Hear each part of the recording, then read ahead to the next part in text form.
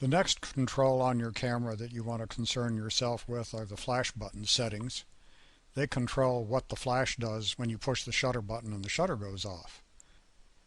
There are half a dozen different modes that you can put the flash in simply by pushing a little black button that you'll find someplace on your camera with a lightning bolt printed on it. You simply push the button repeatedly, and each time you push it, it changes the flash button setting. On a few cameras you'll have to hold the button down and change the mode dial to see the flash button settings work. And on a few cameras you'll even have to move a couple of mode dials while you're holding the button down. In any case, there are a half a dozen symbols that will show up on either your settings monitor or on your preview monitor. And I'll show you each of those and what they mean in turn.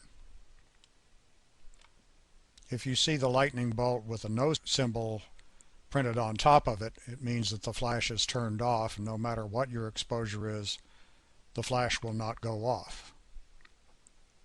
That's useful if you're making time exposures at night and you don't want the flash to light the picture in an unnatural way.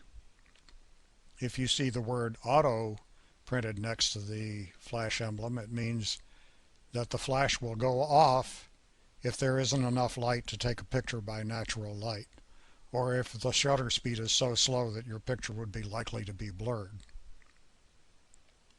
If you see nothing but the lightning bolt symbol, and there's no words or other symbols superimposed around it, it means that the flash will go off anytime you push the shutter button.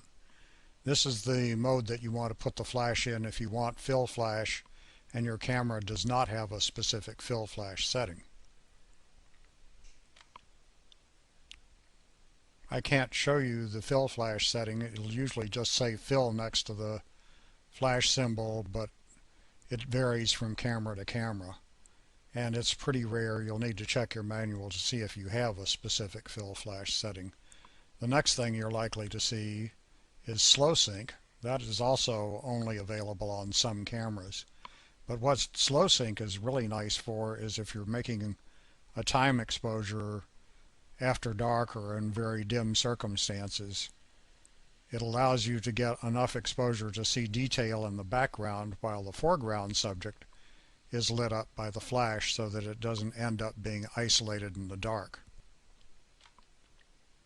And the very last possibility is red eye reduction. You'll see a little eyeball appearing next to the flash symbol on the preview monitor.